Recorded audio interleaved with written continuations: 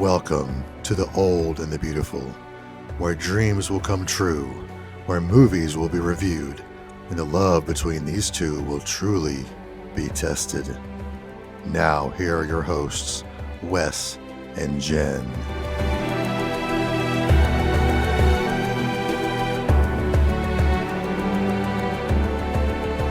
Welcome into the inaugural episode of The Old and the Beautiful. I am the old. My name is Wes, aka Old Mango's Face. And I am also old. No, let's not talk about that. Let's say that she's the beautiful part of this. Her name is Jen. Full disclaimer, I did not choose this name. I did, and I thought it was brilliant. This thing is hot. Wow. I told you. Whew, God, that heater's heating my legs up pretty good. This name, it's funny because we were dropping off my stepson, Jen's son, Devin, at school, and we were talking about the names we wanted for this show, and it was just funny because we were like, "What are we going to call this?" And you're like, "I don't know," and I'm just like thinking about names, and I don't know, the bold and the beautiful just came in my head, and I'm like, "Ooh, the old and the beautiful," because I am definitely old, and you were definitely beautiful. So I immediately rolled my eyes. I tried to veto. She really did. She tried, and I'm like, "Nope, this is it," because it definitely says exactly who we are. So. Just saying, if you know me at all, and I'm sure most of you probably do, I am Old Mango's Face on Instagram. So I own the old shit. Like, that's who I am. I'm just old, and I can prove it if you want me to prove it. So, but anyway, it is what it is. And she is definitely my beautiful wife. So we've been married for almost 2 years. Will be 2 years. Yeah. So we're coming up on our 2-year anniversary, which will be our 3-year anniversary of getting together. Yeah, because the day we got married was the day we met. So it's like, I'm not like the actual our first date. Yeah, our first date. So like we met on February 25th of 20. Help me here, my brain. 22. That's right. And then 1 year from that day, we got married. So it's like we kind of, and when I say we met, so we met, and I use air quotes right now and there. We met on the dating app Hinge, if some of you are familiar with that app. And I was almost done with dating apps. Like, I was pretty much fed up with that bullshit. I was like, you know what? Fuck this. I was having a lot of fun on dating apps. You really were. Like, I think you were definitely you were going out with people and... Yeah, I would show up, have a drink, go home, that kind of thing. Yeah. I wasn't expecting to find anything serious for a while. Right. So, which is fine. Dating is great, and you can learn about yourself, learn about other people, and that's all good. I was like, you know what? I've dated a few times. This is bullshit. I want to find the person I'm supposed to be with, and I just didn't think it was going to happen. I really didn't. And I told my friend at work, I was like, I'm just done. I'm good by myself. I just want to be by myself. I have my horror. I got my collection. I got my movies. Got all my shit going. I got my kids. I'm good. And then I laughed at you. You laughed at me. I did. She laughed. She literally laughed at me. And I want to post a screenshot of exactly what happened between us because I still have it. Oh no. Yeah. So listen. Okay, but let me preface this by saying that I had posted my picture, and if you go on my Instagram page, it's one of the very top pictures is me as dressed as Freddy, standing on a bed with not many clothes. Actually, with the only clothes I have on is literally a hat and the glove. Everything else is just... I mean, you're covered. I'm covered. But not much. I'm covered, but no clothes on other than that. So, listen, I saw this picture. No, the first picture that got me was just of your face and your beard, and so that intrigued me to look farther. And so I started scrolling through the pictures, and I came upon that one, and it genuinely made me laugh out loud. And not because I thought it was ridiculous, but because I thought he was doing this, tongue in cheek, like, kind of play on, the whole sexy horror thing. So so my laughter wasn't necessarily at you. I laughed because I thoroughly enjoyed the picture, and I thought that I got your vibe. But apparently it was a very serious picture. And serious. Yeah, but it was tongue in cheek because, Freddy Krueger is definitely not a sexy guy. Right. Some people may think so, but he wasn't. That's just the way it is. But also I was also trying to kind of be serious about it too. And when she laughed at me, I kind of took that to heart. Well, listen, but it wasn't a laughing. I thought I was laughing with him. True. And on the other side, I definitely stopped to admire the picture too, because I was like, well, dang, that's okay. The more I looked, the more I was like, well, all right. That guy's really tall and okay. But, and so I my first comment to him was, this picture made me LOL, like laugh out loud. And my first comment to myself was, this bitch is laughing at me. I literally said, this bitch is laughing at me. What the hell? So I drove. I was in the line at. No, I wasn't in the line at Dunkin' at that moment.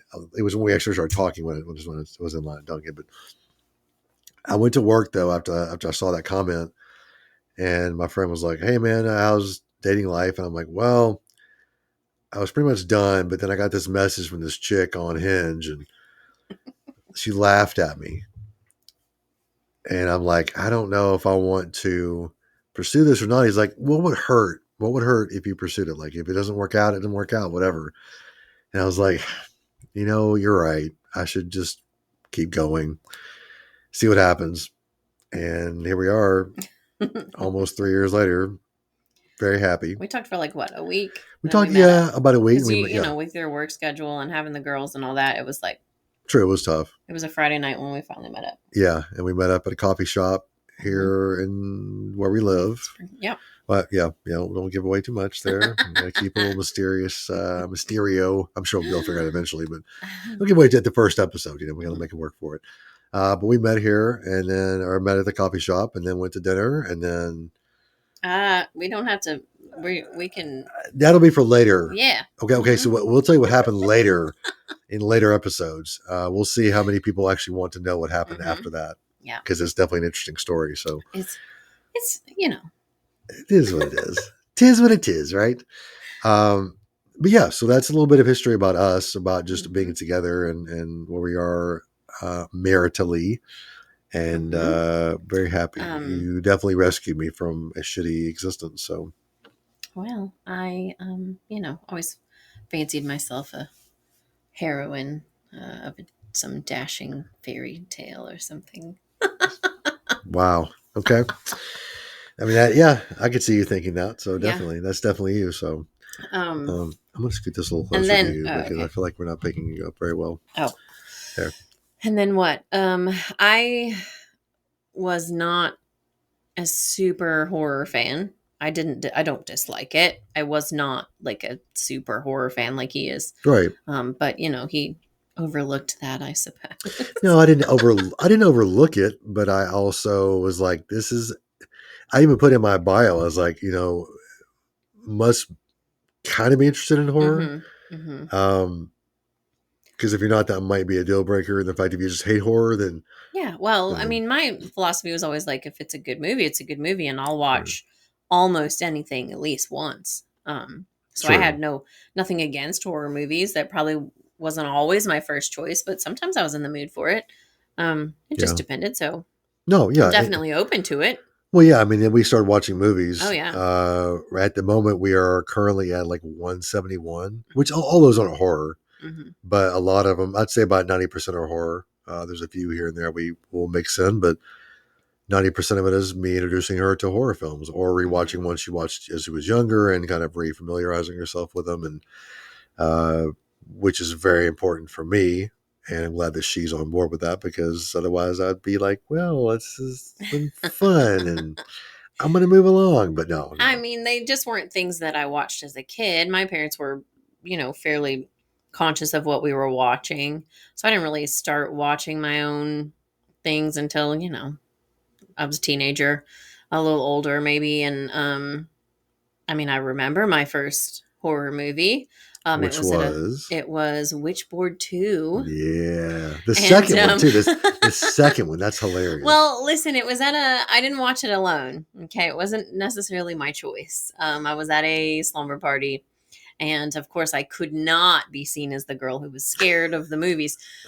So I sat and watched, and I didn't necessarily love it at the time, but I didn't want to be the scaredy cat, so I watched it.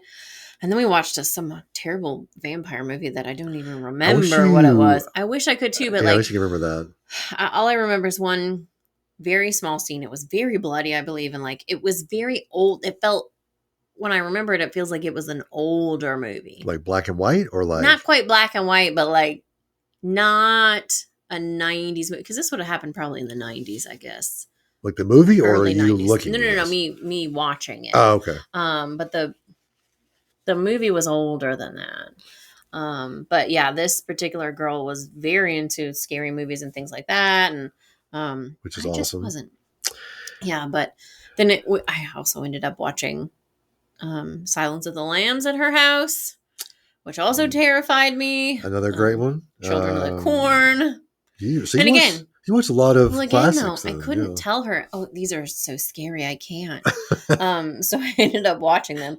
But let me tell you, Silence of the Lambs gave me nightmares. I mean, I was probably 11, 12 when I saw that. And Hannibal Lecter is a scary dude. Coming out of the ambulance with the person's face on his face, it was, I will never forget that scene. Yep. Buffalo Bill with his, tuck and roll, so to speak. And I just recently rewatched that movie, and of course now it's like, oh, okay, this is not so bad. But when it was like one of the very first things like that I'd ever seen, it was terrible. When you're a kid, that stuff. Well, I always tell the story of the first time I ever saw Texas Chainsaw Massacre 2, starring Mr. Bill Moseley, which is one of my favorites. That movie scared the shit out of me growing up. I saw it at a friend's house. And we watched it, and we went to bed, and the whole night I could have sworn I heard chainsaws outside the house the entire night. But now I watch it, and it's the cheesiest, corniest thing I've ever seen in my life. So, yeah, being a kid definitely will amplify horror. Yeah, and one of the scariest movies I feel like, or one of the movies that affected me the most scare-wise, was not even a horror movie per se. I don't know what they classify it as. But my dad had just bought a brand new giant screen TV at the time. We have one of those, and this too. was like I mean, this thing was like heavy, big, boxy. Anyway, those rear projection televisions. Oh yeah. But it was brand new, right? And the first movie we watched on it, which I'm pretty sure was on like Laserdisc or something. That's awesome. Was Jurassic Park. Okay. I'm like 11, 12, maybe. We had not been in the house we're living in very long. When we moved to this house, I got my own room. I did not have a room with my sister anymore. And we watched this movie. And when I went to sleep that night, all I could see were those velociraptors like creeping up on either side of my bed. So that one was a little scary. Yeah, that's not technically a horror, but not technically, but I was like seeing those dinosaurs in my dreams. The poor little goat and the cat, like all of it was like a little traumatizing. Yeah, for me at the time. But of course, my dad was all about, oh, this is a great picture and the sound and the things. Oh, I'm sure. Yeah, that was the brand fantastic. New TV. Yeah, that's definitely a huge thing, because those movies are really good on bigger screens. So yeah, I can see like it'd definitely be one he wanted to try out, start it off. So but okay, and I know we're talking about a lot of horror in this, but this is going to be a general movie podcast. We're not going to talk about just horror. Horror may have a lot of what do you call appearances on this show, but at the same point, we like all kinds. I love comedies, romantic comedies, dramas, mystery movies. And we both share a love of just movies in general. So we kind of wanted to give some movies that really kind of show who we are at our core, at least from the movie standpoint. So let's start that off. Let's just kind of get into the meat of the show.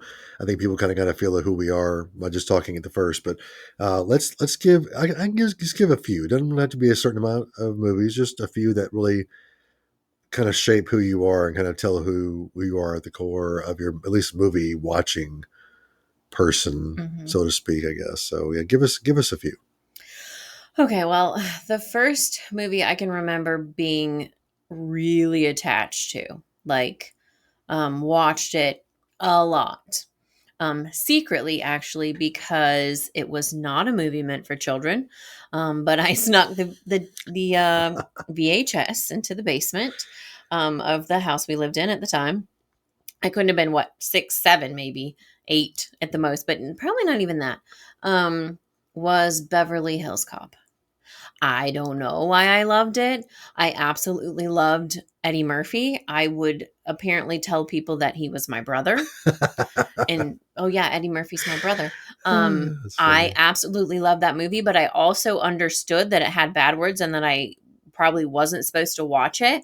So I never told my parents that I was actually watching it, and I got away with it for a long time. But I watched it over and over. I just loved it. Not sure what drew me to that, except I mean Eddie Murphy. I mean, and come on, it's a fantastic movie. It really fantastic. And I have, rewatched it later and it still holds up. But anyway, that one and again, I don't know why. But that one really resonated with me and I just watched it a lot as a kid. I always had a weird taste in movies. Maybe I wasn't super into the kid movies. I always wanted to watch what the grown-ups were watching. And I don't know. So that was like my first one that I was really obsessed with. Mm-hmm. What about you? Okay, so I think we all know what movie defines me in general, but I'm going to bypass that one for a minute and talk about some stuff I watched as a kid. One of them, okay, let me just put it this way. We didn't have cable television until I was in a freshman in high school. And even then, I didn't watch it very much because, you're busy, you're out with friends and whatnot. But growing up, we had a VCR, and my dad was really big on recording movies off TV for me. He would love doing that stuff. And there was one tape that he gave me that I had 2 movies and then something at the end of it. I'll explain in a minute. So the 2 movies that were on that VHS that I watched religiously, and I mean religiously, was Back to the Future and Karate Kid Part 2. Nice.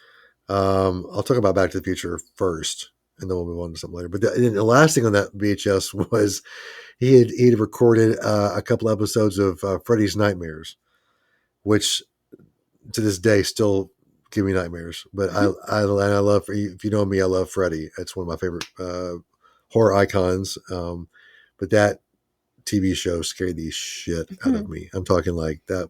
I couldn't even, like, I was scared to even watch like the intro to that show. But anyway, Back to the Future.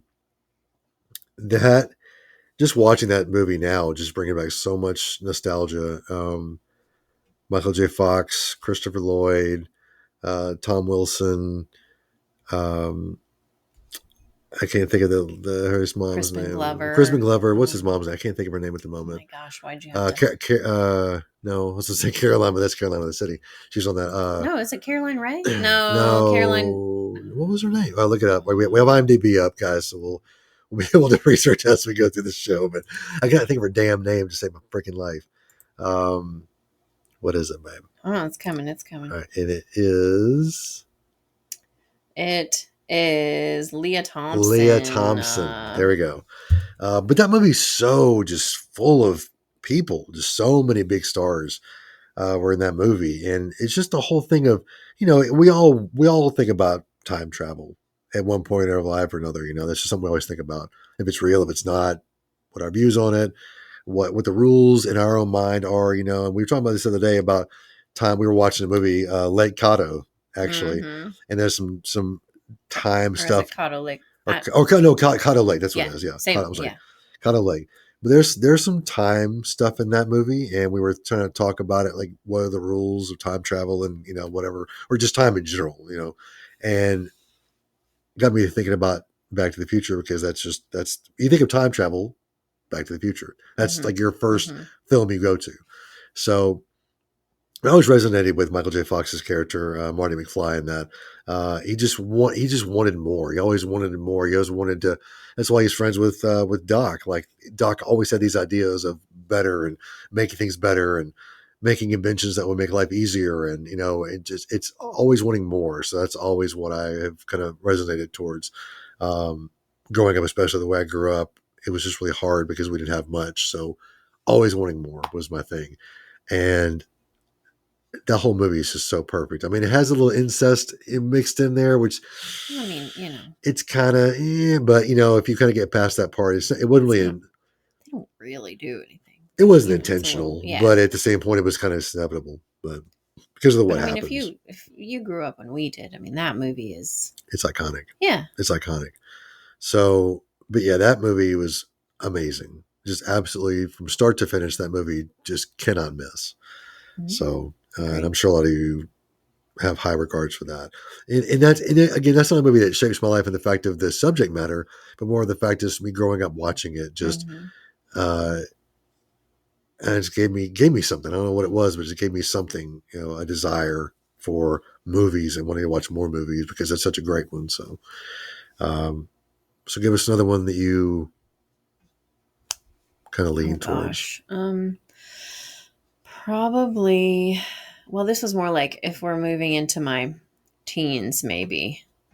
And that was The Crow. And we just had a discussion about this, real fast. Nothing. We're not going to go into this, but I just watched the remake last night or this morning, technically. I really enjoyed it. Of course, I'm not going to say it compares to the original because it does not compare at all. But I really did enjoy the reimagining of what The Crow is. And of course, my lovely wife does not agree with me at all. I did not watch the new one, and I don't know if I will. I love the original so much that I don't know if I can handle watching the new one. It was just one of those movies that kind of I don't know, it kind of like opened me up to who I am, that I do kind of like the darker things. I was a tiny bit of I wasn't like a full on goth in high school, but a little bit, I like rode that line. All my friends were, you wore a choker, so yeah. I did wear a choker just in high like, school. I did just wear like some eyeliner. But just like Danielle Harris and Urban Legend, and Yeah. we all harken. When they think of goth, that's what I think about. Danielle Harris and Urban I Legend. had the boots that came up, the combat boots that came up to my knees that I would wear with a skirt or That's whatever. hot, though. So like I did do that in high school, but like that movie really spoke to me, and it still does. I can still watch it, and it still does. Just one of the best love stories ever. I can argue that. I do own it on VHS, DVD, and Blu-ray. So I can watch it literally anytime. Does that get you going? I can watch all the time. Does that get you going a little bit? A little bit. I had a giant, poster of it, movie poster of it. Well, Brandon, around here somewhere. Brandon Lee, I know, and then it's like heartbreaking, you know, like it's heartbreaking. But yeah, that was one that shaped me a lot. Yeah, and actually, I got ganged up on by her and my other co-host on my other podcast, which is Standing in the Horror Section. Go check us out over there. YouTube, we do a YouTube show, but yeah, he and Jennifer both kind of took turns pounding me for that one. So, it's okay though. It's okay. I hold my own. But that movie definitely is iconic in so many ways. You can't replicate that, and I don't think they try to replicate that in the remake, or the retelling, whatever it is. It's not the same movie, and which I think is great. But at the same point, I do understand, I do respect the fact that you don't want to watch it because it is like if they remade the movie I'm going to talk about next, I would also have a really tough time with that. So, So what's your next one? I mean, I think we all know what's coming next. Yeah. Moving to high school. Since we moved to high school, let's move to high school. 1995, 96 rolls around. Freshman in high school. Around that time. It's around that time. I think it was more 94, but around that time. Horror for me was dwindling. I was still a fan, but it was just not the same as it was before. And horror was a huge part of my life with my dad. My dad loved horror, got me into horror. And if you don't know my history on that, first horror movie I ever saw was Psycho. So classic movie. Still love that one, but it didn't really shape me. It shaped my horror aspect of my life, but not really my life in itself. But like I say, going back to this, it was dwindling. It was not as strong and as passionate as it was before. And I was like, something's got to change, man. Something's got to change. And enter this movie to totally revitalize horror, revitalize my love of horror. No, no, no, the 1996 Wes Craven's Scream. This movie changed my life. Like it literally, like it's all over my arm right now. I have tattoos of it all over my arm.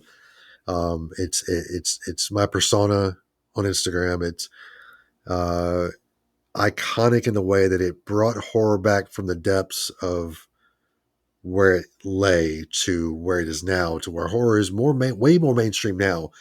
And I believe it's because of Scream, in my opinion. You fight me on that, tell me I'm wrong, but name one other movie that really brought horror out of the depths, because it really didn't. Skeet Ulrich, Matthew Lillard, Neve Campbell, uh, Henry Winkler, Courtney Cox, David Arquette. So many iconic people. Quintessential 90s. Yeah. Like Rose McGowan. Like, you cannot talk about the 90s without talking about Scream. Like, it has to, especially mid 90s. Like, you cannot go past those few years without talking about this movie. I remember seeing it on the silver screen for the first time. And so, yeah, I'm sorry, the big screen. The big screen, I guess you call it both, but I call it the big screen because it is a big screen.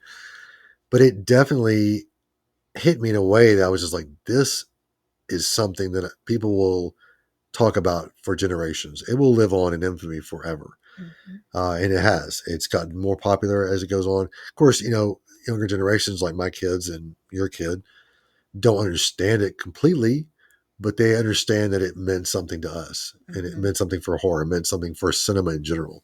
So I really appreciate that movie for what it is and what it represents for me, especially, but for my generation. Mm-hmm. Because horror, I think, would be pretty much dead if it wasn't for that movie. That's just my opinion. It would still be around, but it wouldn't be as revered as it is now. So, yeah, and we listen. He calls himself old, but we are only 3 years apart. Okay, I'm 85 years old. We are only 3 years apart. He would have been a senior in high school when I was a freshman. It's like so we come from that same kind of, technically he's a Gen X, I'm a millennial, but it's that same generation, years, yeah. It's only a few years apart. Yep. So I didn't see that when it first came out. I was not really doing the horror thing at that time. The group of friends I had, that wasn't really their vibe. So, like that was a little bit different when that one came out. Anyway, I did not see it when it came out. Those are the kinds of things I feel like I caught up on later. Like that movie, I feel like I went through a phase where I watched a lot of 90s horror movies like that one and Scream 2. Of course, I watched Scream 2 for a particular reason, but I did really enjoy it. And then, I Know What You Did Last Summer and all those. You skated past that. What was the reasoning behind Scream 2? Tell everybody about that. There was somebody in it that I thought was just a fantastic actor. And so I watched it because he was in it. And the name of this person was? Timothy Oliphant was in that, and I had a little bit of a thing for him. A little bit of a thing? Listen, okay, here's what happened. And let's move on into like a little bit later on in my life, a movie that and this is going to be weird. Okay, this is a little bit of a guilty pleasure movie because people might think it's weird that I love this movie. And it's Where I Fell in Love with Timothy Oliphant, which says, I don't know what that says about me, because his character in this movie is vile, right? He really is. Absolutely vile. But it was like the first thing I really saw him in, and I was like, I am in love. And that was The Girl Next Door. That movie in itself was like, I mean, it's I don't know if you've seen it, but like not just top-notch film, but it was funny and it was cute and it was, all the things. But yeah, he was absolutely vile in that movie, like a sleazy porn director. But I just was like, who is this guy? And anyway, it was funny because you sometimes remind me of him, mostly like the tall, lanky build and all that, Yeah. But anyway, no cowboy hat, but yeah. But anyway, the Girl Next Door would have been after Scream 2, probably. I don't really know which. I don't know. I thought it was the 2000s, wasn't it? Yes, The Girl Next Door would have been the 2000s. Yeah. So I don't think that was like 98, 90. Okay, yeah. So it would have been after that. Yeah. But again, like I went back and was catching up on a lot of movies, a lot of horror movies and all that. So when I was like, oh, he's in that? Okay, I'll give it a try. And of course, I did like it as a movie. It didn't really hinge on just him being in it, but I did like it. And And I did really like Scream before I met you, so that was a thing. I've learned to appreciate it a little more now, but I did like it. I loved all those. Like, I Know What You Did Last Summer. I watched all those, 1 and 2 and whatever. What are some other ones that I'm thinking of? Urban Legends and all those. Yeah, but the 90s were definitely a weird time for horror because they were coming out of like the 80s, which was cheesy and campy, but like the 90s were definitely trying harder. Did you ever watch Valentine? I don't know if I did. We need to watch that one. That's a good one. It was one of those 90s films that people talk about now, but yeah. I'm just sitting here trying to think of anything in my adulthood that really is, because I know you, like you said, The Girl Next Door really got you to like him, but like you just feel like feel like movies when you're younger are way more. Oh yeah, you're way more impressionable about movies and different things. I'm trying to think of one that, as an adult, just really hit me. Well, I mean, and see, most of mine are going to be like adult wise are going to be horror because that's what I gravitated towards. So, like House of 1,000 Corpses by Rob Zombie, like that movie to me was like one of the greatest horror films ever made. But a lot of people would also argue the fact that Rob Zombie is a complete ass bag and can't make movies. But that's for another time and place. But there were a few movies that came out in my adulthood that I look back on. Book of Eli is one, but that holds a whole even now. So little history. I grew up Christian, grew up with a very strict Christian family. Growing up, my teen years and early 20s, like I was really on fire for like everything Christian and Jesus, and I poured everything I had into stuff like that. I did podcasts about it. I made websites. Tried to share my faith with everybody that was near me. Just fucking annoying. I was so fucking annoying. Took a group of atheists to kind of pull me out of that bullshit, which is hilarious. I love you guys to death for doing that. But The Book of Eli was definitely one of those movies. It's Denzel Washington and Mila Kunis and Gary Oldman. Fantastic film. Like it's one of the greatest films I've ever seen. But if you see that film, and I'm going to spoil it right here because you don't want to hear it, so fast forward or just it's been out a while now. Yeah, but just in case, I just wanted to throw that out there. But the whole movie is about how he's trying out this guy. He's blind. You don't know that until the end of the movie. He's trying to get the Bible from where he is to like this city that they've created for like a sanctuary, which they say, and Gary Oldman's right. He says it in the movie. He says they use this writing is used to control the masses, and it's so true. I kind of can move from the Christian aspect. Oh, and of course now I'm not a Christian anymore. I've deconstructed. I've moved away from Christianity. But again, I'm not going to tell you that you're a bad person for believing that. You believe what you want to believe. That's just my personal, journey. But now I just believe more the fact of I see the other side of that movie of this, that really is a way to control people. So it was important to get that book from here to there. And it's so funny that like that was the most important thing because everyone was sought after it in that movie. They all wanted to grab it. And this one guy was kind of destined to protect it, to get it across the land, that's been desolate and now it's full of, scavengers and killers and whatever else. Get it across this and move through this town where Gary Oldman's like the president, trying to control everything. But it's just brilliant. Like it's a brilliant film. And I'm a Denzel, and I always loved Denzel, but that movie solidified Denzel for me. Like that was like, damn. You always loved Denzel. Like you feel for Denzel how I feel for Timothy. Let's just face that. True. I can't argue that. Yeah. Denzel is you the have boy. The hots for Denzel. I would love to taste the chocolate rainbow. I know. If that's even a thing. but no, that movie definitely was. And if you haven't seen it before, you definitely go check it out because that's, an amazing film. We just watched one of Denzel's the other night, Fallen. What'd you think about that? Interesting. The ending didn't hit well with you, but no, it did not. No.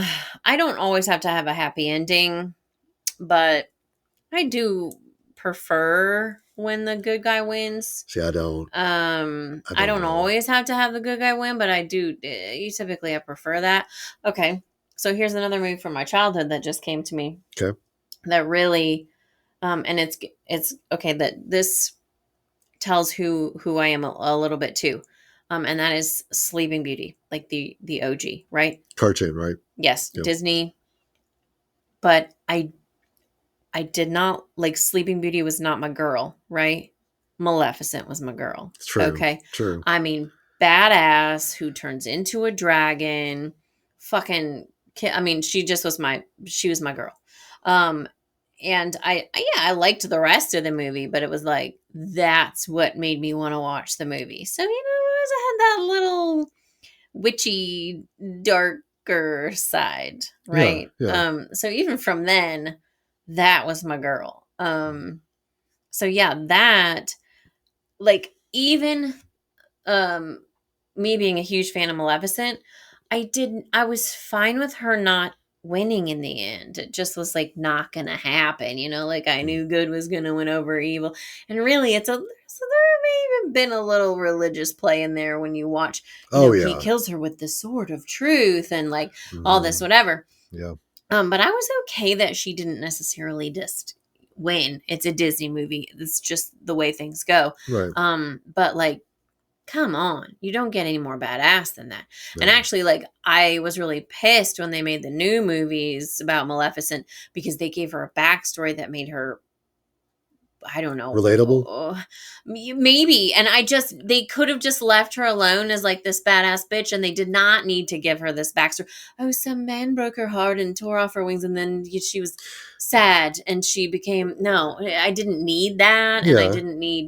didn't even finish that movie. But anyway, But and kind of going forward from that too, I think nowadays, I think compared to us growing up, I think people like a backstory a lot now, which is weird. Like, and to say that, I love Rob Zombie's Halloween compared to the original Halloween, and if you have seen that before, Rob Zombie gives a more backstory to Michael Myers, which a lot of people didn't like, but I actually find it interesting.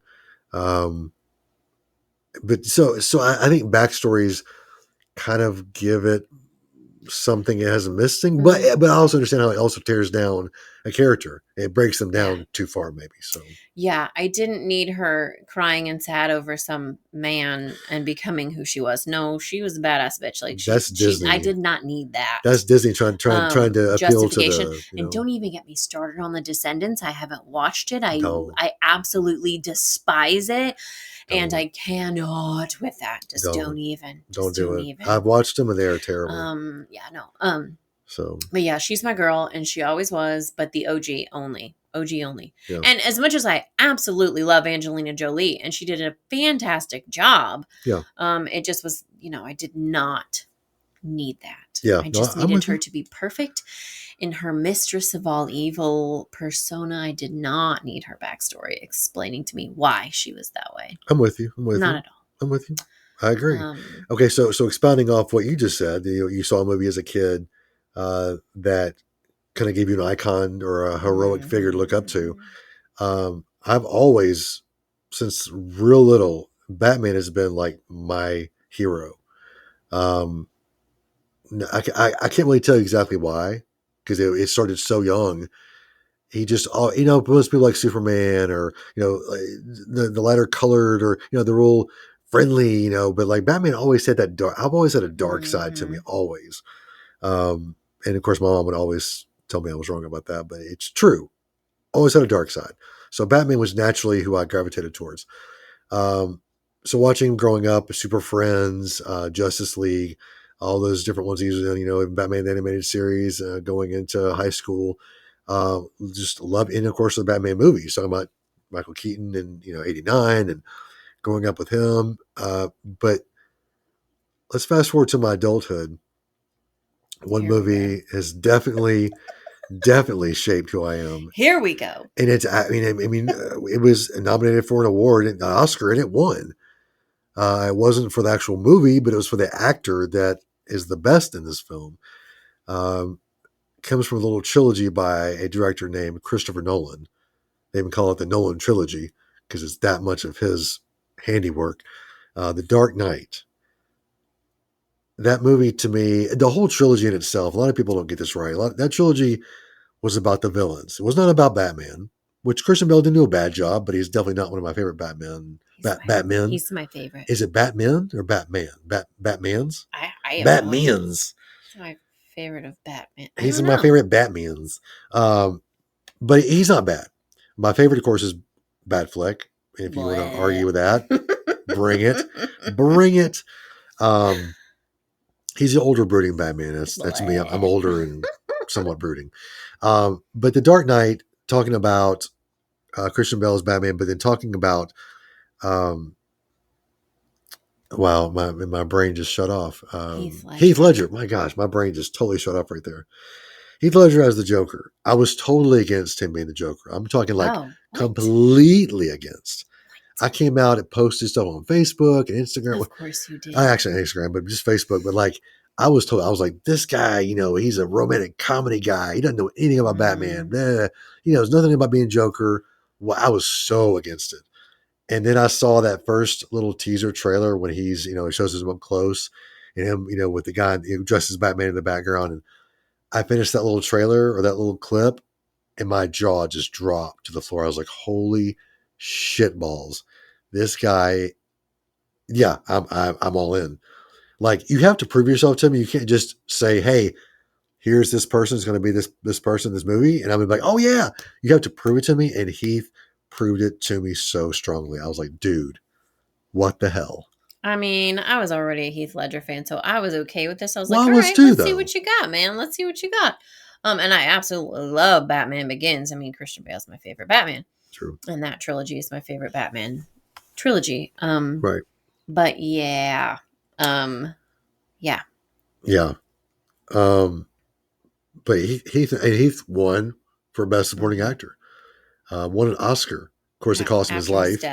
Cost him his life. But sometimes you have to pour yourself into your role, and it sucks he was gone too soon. But it's like such a struggle because I'm like, if he hadn't done it, to leave us with. I mean, really. But like honestly, if he hadn't poured himself into that role, he wouldn't have been as good. So it's like I hate that he's gone, but I'm also like so thankful for what we got. But it's such a morbid thing to think about. But it is what it is. Mm-hmm. And I use that phrase a lot because sometimes you just can't change what the reality of the situation is. So you got to just throw your hands up and go, it is what it is. Mm-hmm. We miss you, Heath, but at the same point, you gave us something that we will never, ever, ever replace, forget, duplicate, anything. Mm-hmm. He will forever be the best Joker of all time. And if you want to argue with me, bring it, because I am definitely going to tell you you're wrong. I agree with you there. Now, on Batman, we disagree. But right, Batman. Joker, well, there's been so many Batman. I know even a few Jokers, honestly. It's been, what, 4, 5? I mean, my second favorite Joker is probably Mark Hamill as the voice of Joker. Definitely. not Raul Julia, but Cesar Romero in the Batman TV show. I hate that TV show, just to be honest with you. But he is amazing as a Joker in that. I mean, phenomenal. Mm-hmm. And Jack Nicholson is a close third. I mean, that holds a place in our heart because like that was the first Joker we saw, the Prince song playing and he's destroying the art gallery. It's like iconic for Jack Nicholson being Joker. That last scene where he's laying on the ground and the laughs are coming out. I mean, it's great. I remember sitting down in the theater and I walked out of the theater going, this is amazing. Like, this is so great. I mean, comic book movies, I've always loved comic book movies. Marvel especially. Of course, yeah. Yeah, that's... Of course, my favorite comic book superhero was a little different than yours growing up. Yours was Superman, right? Mine was Superman, but there's a good reason, okay? So expound. My grandmother had a cardboard Superman cutout. I'm talking like the 1950s, like, like Superman from, the little curl on his forehead and the... and it had its elbows and knees were hinged and you could move his arms and it hung on the back of her closet door.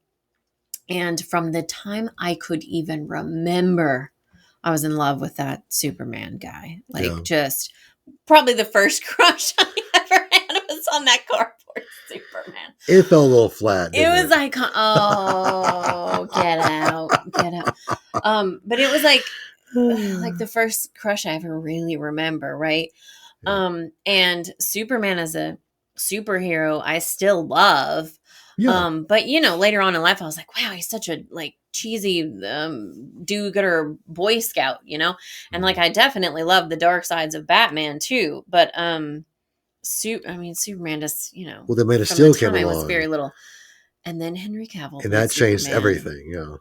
And Henry Cavill was born to be Superman, and he is Superman forever and ever and ever and James ever in my Gunn. soul. James Gunn can suck it. Just saying. Henry Cavill is Superman forever in my soul. Christopher Reeve before that was fantastic until He was Cavill. he was good, but Cavill is definitely way better. And I again, I'll fight anyone on that too. Yeah. Now, I did have a slight problem with what was the first Superman movie, Man of Steel. Mm-hmm. I had a slight problem with that one. The very end when he kills Zod, Superman didn't kill people. I don't know. I'm not like, I haven't read all the comics, right? So I don't know if there was ever a point in time where he actually killed someone, but it just seemed a little off character to me. I understand that the way the movie went, he had to in the movie. He was forced to, but I felt like it was a little off character for me because that's not who Superman is. But the rest of it was fantastic. Like I said, in movies can drive the way a character is portrayed. Mm-hmm. The character may be this in someone's mind or in the annals of history, but movies definitely change. And I think the same thing happened with the Joker in the Nolan trilogy. The Joker was a different kind of character. He's still, in most portrayals, he was chaotic and he did love chaos. But I think the one portrayed in the Nolan films or in Dark Knight, he was definitely more just, I don't give a fuck about anybody, even about myself. I don't give, but in other movies and TV shows, he was kind of like, he was very methodical. He thought a lot of things out. This one, he would by the seat of his pants. So like the Joker never changed his essence, but he definitely had a different trajectory. So movies can definitely influence that. I feel like that changed a little bit of who Superman was, but true. If I overlook that, Henry Cavill's the best Superman of all time. I agree. And you will never change my mind on that. And you're just not ever going to replace him. Yeah. I agree with you. He embodied Superman. Yeah. Literally. Yeah. But yeah, Batman. And as far as Marvel goes, I do know who my favorite is. What am I saying? What are you saying? I do know who my favorite is, and that would be a Daredevil. Yeah. Daredevil's my favorite Marvel character. Again, a little bit dark and brooding and, mysterious. And I think that's my whole thing. I think it's funny too that my favorite Batman played Daredevil at one point. So we're not going to talk about that though, because that was a terrible movie. That movie was terrible. Terrible movie. It was actually horrible. Terrible. It was really terrible. And Savvy, if you're listening, that director's cut you told me was so good. I don't see it. I watched it and I'm like, no, I don't see it. But anyway, that Daredevil, the movie, it was not good. That's why, I love Jennifer Garner, but that Elektra movie was not great. No, she played it well, but she played it well. Yeah. But the movie itself was not good. True. They didn't give her much to go on. But anyway, Daredevil, favorite superhero, Marvel. Yeah, Marvel. Yeah. Marvel superhero. And then after that, it's a little bit of an anti-hero. Well, I don't know if he's an anti-hero. He's like villain to hero, he's both. Winter Soldier. But Winter Soldier's my other. But which is a cardboard cutout of him in our bedroom. So why do I have? How did I get that? It was a wedding present. We went to Gatlinburg for our honeymoon, and we were a little drunk. We were doing a lot of wine tasting. Okay. A little tipsy. Yeah. And we went into this really cool, what was it, like a memorabilia store? Everything. It was really neat. Oh, it was so good. And they had cardboard cutouts, and I was looking for a horror one for me, but I happened upon the Winter Soldier, and I was like, you know what? I have to buy this for my new wife. So we carried this thing through downtown Gatlinburg, to the car. We weren't even near the car. It was like 2 miles. And he wasn't fully, put together. He was like half of himself, folded in half. But we still carried this thing down the street. People looking at us. And the wind was crazy. Oh my gosh, the wind was crazy. Oh my God, I almost blew away a couple times. But yeah, that was. We're carrying that. We've got some cider we bought. We've got, I don't know. It was a fun time. Yeah, that was one of the best times. That was the best honeymoon I could have asked for, honestly. Yeah. So, but then now he stands in our bedroom, looking at us every day. He stares at me. But you know what? I get that one because you have what? Do you have a ghost face mask up there? No, no ghost face. There's no ghost face up there. No ghost face. Okay, there's a Batman. I do have ghost face stuff. Okay. No, I took Batman down. Where's Batman? I moved him down here. Oh, but now I have. I just bought a brand new mask. It's the William Shatner Michael Myers mask, which is very hard to find. have that one. No, you're right. No, I do have Batman up there. We're sorry. Yes. I do have Batman. That's right. I forgot I was going to change it out for Freddy, but I didn't. So I do have Batman and then that one. Not only just Batman, it's Batfleck. Yes, it is Batfleck mask. A Michael Myers mask. A pig, some sort of fucking pig mask. From Nest. We were in a movie called Nest with our friend Taylor McKenzie. This mask is terrifying. It is terrifying. And here it is in our bedroom. So I get one thing, which is the Winter Soldier. True. And to stand in the corner. It's pretty fucking big, protect me. Yeah, but he and you also sleep with a stuffed pig thing of Daredevil, which I always give that thing hell. I'm always punching it. I don't understand why. It's one of these days she's gonna find the trash can and she's like, "What? You better not." I know. She's like, she loves the listen, thing it was that Disney. I don't know when they did those little. I don't know what they're called. Disney did those little character that's all look like little pig. I don't know. Anyway, a little cylinder thing. Anyway, I found it one day and I was like, oh, "That's Daredevil." And I actually got it because I had shoulder problems at the time, and like putting that under my arm helped with my shoulder problems. Sure. So that's why I have it. Sure. But it is Daredevil. But I always punch him at least one time a day. So just. But like sure. your thing against Daredevil, like when I get up to come in there, the first thing I do is I grab that thing and I give her. I put him on the bed and I just drop an elbow on him. I'm like, "Fuck you, little bastard." Listen, I don't even think that Daredevil is the best looking of the superheroes. Like Charlie Cox is absolutely hot, but he's not like. It's just the whole idea of Daredevil. He's like the most kick-ass fighter. Cool. I love like the martial arts and stuff. Like that's what I like to watch. The show itself was like one of my favorite things of all time. Some of the scenes in those shows are like beyond you. Like the fight, some of the fight scenes are just blow my mind. Daredevil definitely even now, I can watch them 4 times. He definitely has some of the best fight scenes. So Daredevil is definitely one of my favorite TV shows. But let's stop sucking Daredevil's dick so much for a second. Let's shift gears to my favorite Marvel character. Okay. And if you know me, like I just told you, Batman was my favorite DC character.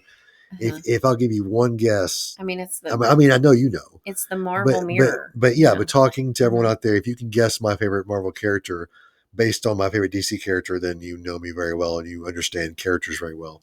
That character is Iron Man, Mr. Tony Stark himself. He is the Marvel Batman. Yeah. And the similarities are so close, it's ridiculous. And I love the fact that there is a mirror. It fits so well. Tony Stark is he starts off as a total fucking dickhole, but turns into one of the greatest characters in Marvel history. Bruce Wayne is a dick. Oh, totally. But Bruce Wayne, I don't think even Bruce Wayne has even more of a pull than Tony Stark does. And Batman in himself is the thing. But Tony is definitely the thing. Iron Man is just his other persona.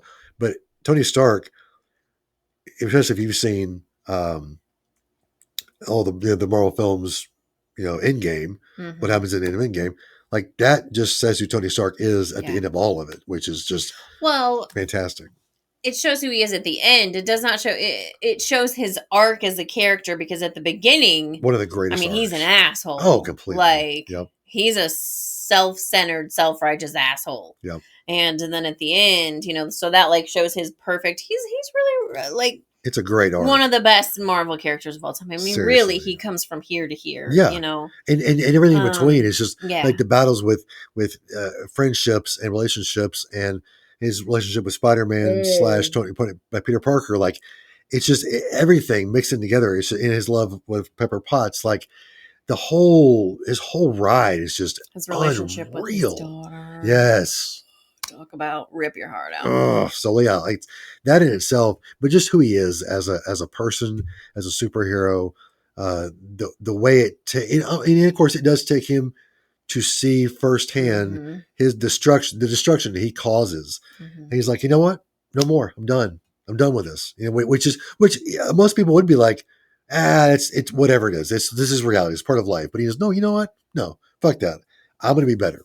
And that's what I love about him. So, well, I mean, I think it takes a lot of people that kind of view to change, that kind of like, oh, I didn't realize, like now it's happening to me. I better, rethink this whole thing. So I think, yeah. Well, I mean, also being white male, especially, with money. Yeah. And me being in that position too. it is easy to forget about the plights of people in the world that don't have it as good as what I've had it. And growing up, I was always told to ignore that and to, oh, well, they need to work for their stuff. Or they're just like that because they've asked for it. It was all a lie. And I'm older, wiser, and I'm using my I don't want to say status because that's not using my position in this world as a white male to help other people that aren't as lucky as I am. So even though I do have my own trials and tribulations, it's nowhere near what other people have gone through. So I try my best to use my position with my skin color and who I am as a person to help other people. So yeah, but I think that's a good place to kind of wrap up. Honestly, we were a little all over the place, but we really were just trying to give you no, I mean an idea of who we are. That's who. If you look back on this episode, that is who we are, made up with movies and movie characters. Honestly, I mean, because here's my thing about movies: if I watch it and I like it, I like it. I will, like I said, I'll literally watch almost anything once. We won't talk about Terrifier 2 or 3. There's a movie we had to talk about. Let's just leave this movie for later on. But there's a movie that I love and she can't stand that we will definitely talk about eventually. We'll talk about. But guess what? I did watch it with you. You did watch it. You did watch it once. And I don't know how much bribery it would take to get me to watch it twice. I will definitely trick you into watching it again. Listen, I am also someone who's like, all right, everybody deserves a second chance, and maybe movies do too. But it's like if you don't get me after 2 times, I'm done. Okay. I'm done. We'll see. We'll see. Okay. We'll see. I don't foresee myself changing my mind, but there are a few that I just won't go there. There are some things I don't want to see. I think Terrifier 2 and 3 you can't unsee them. Right. Right. And as much as like I love characters like Maleficent and all the dark things, I am kind of on the outside out in the normal world, out in the everyday world where other people are. I am the Disney princess. Okay. Yeah. I am sunshine and cupcakes. But are you really? On the inside, no. But that is just who I am. Like my outside persona is this, but on the inside, I'm, a little dark. A little dark? Yeah. I would say you're 60-40 dark to light. That's just my opinion. Maybe more than that. I'm being real. But what I'm saying is I really do genuinely care, and I'm like a good, nice, kind person. Right. I just, there's a little darkness in there. But see, with me, like I like earlier you said you like to see the good guy win. I like to see the bad guy win because I've grown up watching so many good guys win. Oh, I know what I was going to say earlier. I was going to say this and then we got sidetracked. You were talking about the Superman thing and that arms moved and stuff. And I was like, you idolized that or like he was, your hero or whatever. So let me go on my side of things for a second and tell you what my flat arms moving hero was. Growing up a Christian, my grandmother was definitely a huge influence in my life. Love her so much. But she definitely shaped who I was as a person back then. She taught Sunday school for her, like 50 years. It was ridiculous how long she taught it for. But she had this story that I think she made up, or at least had a hand in it. And people may fight me on this, but whatever. It was about the Christian soldier.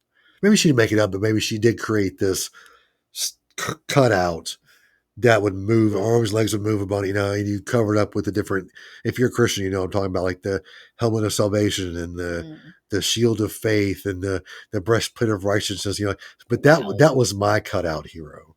Wow. Was the Christian soldier. Now I'm like, what the fuck? Just from my background, I did not grow up Christian like that. My parents were not really against it, but we didn't go to church often, maybe Easter Sunday with my aunt. I went to like youth group with my aunt and my cousin. Went to youth group for a little while when I was a teen, just with some friends. But I've never really been a religious person at all. So I do not practice any type of religion. But anyway, I do make fun of him for some of the things he went through as a kid. But yeah, I kind of want to post some stuff on our page too that I grew up with, just to kind of give you an idea of what I did. But yeah, it's interesting. Way interesting.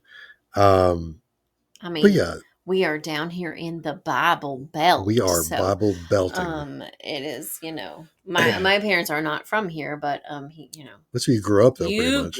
Well, I grew up since I was 6 years old. I've grown Right. up here, but my parents didn't grow up here, so it's a Right. little different. But I mean, you are from the Bible Belt. I'm from born and Nashville. raised. I am from Nashville. Yeah. Yeah. Yeah. It's a little interesting. It's not little. It's very like it's my arc. My arc is interesting. So Your arc is very interesting. Anyway, so that's us. That's us. That's the Old and the Beautiful, guys. That's the first episode in the books. We're excited to do this. Like I'm really, I wanted to do something like this with you for a long time, and we finally got this nailed out. We tried to figure out the recording, and we finally got a mic. We were doing one microphone, so if it does sound weird, it's we're still working out the kinks of this. But I think it's going to sound pretty decent. This is like take number 3 or something. We've tried several different things. This definitely is working. Yeah, hopefully this is going to work out. So, but yeah, if you like what you hear, we're going to be posting hopefully once a week, if not bi-weekly. That's what we're planning on. So I think once a week would be good to try to pump out. So don't forget what we have to do right now, right? So that we know what we're talking about next time. Let me get my glasses. Hold on a second. Let me put my glasses out here so I can see what I'm doing. I'm an old man. I'm 85 years old. So what we're going to do is we have a list of things, different ideas for what we can do, for future episodes.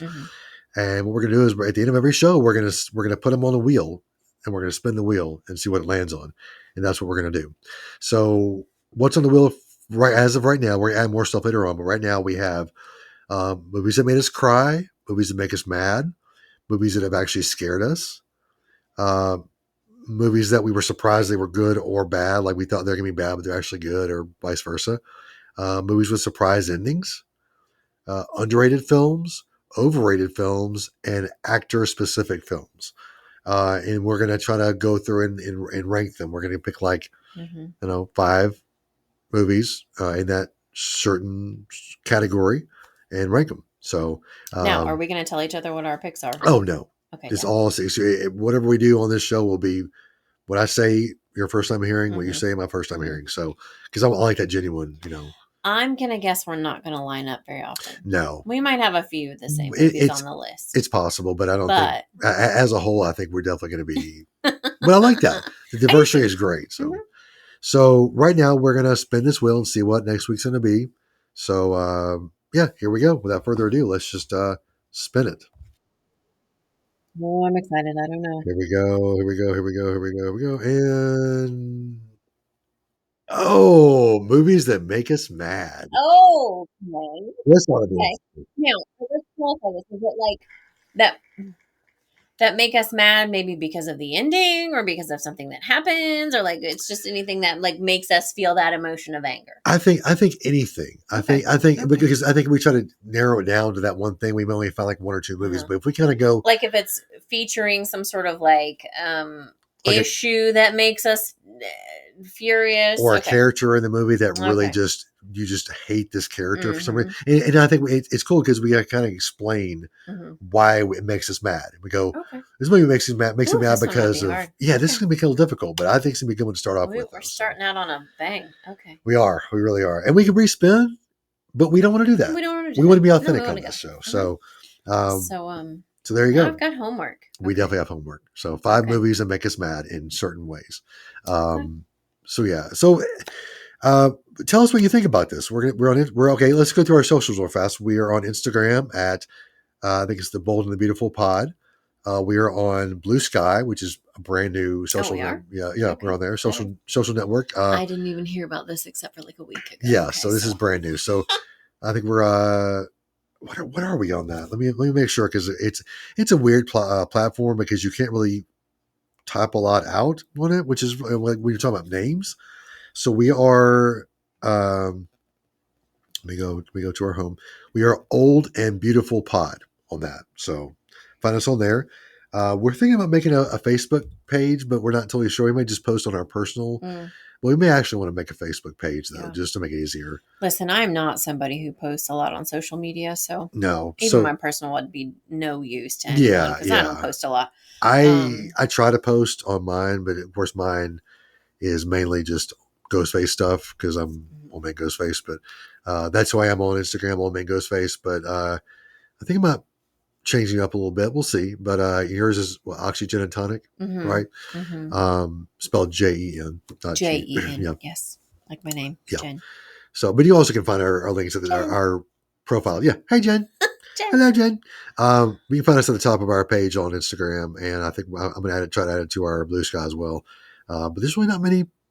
We may do a TikTok. I don't know yet. We may just kind of post clips on there and stuff, maybe, but haven't decided where you're going that route or not yet. But we'll let you know. But for now, Instagram, Bluesky, and possibly Facebook. Yeah. So if you have recommendations for like types of movies we could talk about, or one of my favorite things, which is wine. Wine recommendations. I would love that. Yes. The husband here drinks.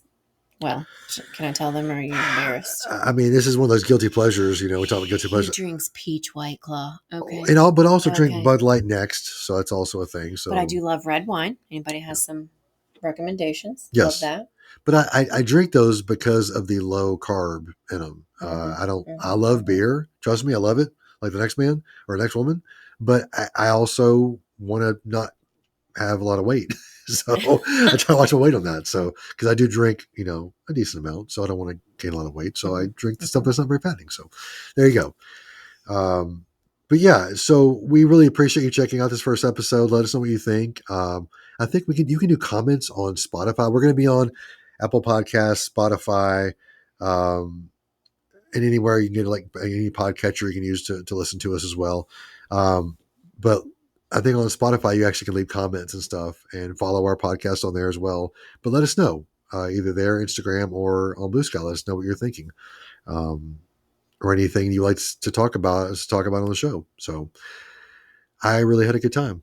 I did too. I think it went really well. We've got to come up with a tagline to like end this thing with. Yeah. I don't know. It's something. It's organic though, honestly. It has to be organic. Every show I've done, it's been organic. Yeah. It just kind of comes out of whatever. Because even my favorite podcast, I don't think they started with it. No, I think it's something they work into or something just happened. So we'll come up with something. But okay. Yeah, it is one day it'll just come out. But that's it right there. Anyway, this was fun. Yeah, we had a good time. I love you. I love you too. And I guess we'll see you next time on The Old and the Beautiful. So check us out. And after listening to when this comes out, hopefully I'll have it posted before Thanksgiving. But if not, Happy Thanksgiving. Happy Thanksgiving, guys. Eat some turkey. Yes. Pumpkin pie. Something all with the things. Pumpkin in it or chicken. Not chicken, turkey. Don't eat chicken, eat turkey. You can eat chicken if you want. I mean, if you want. But because turkey is the more natural thing to eat. But anyway, thank you guys for listening. Really appreciate you. And we'll see you next time. Next time. See ya.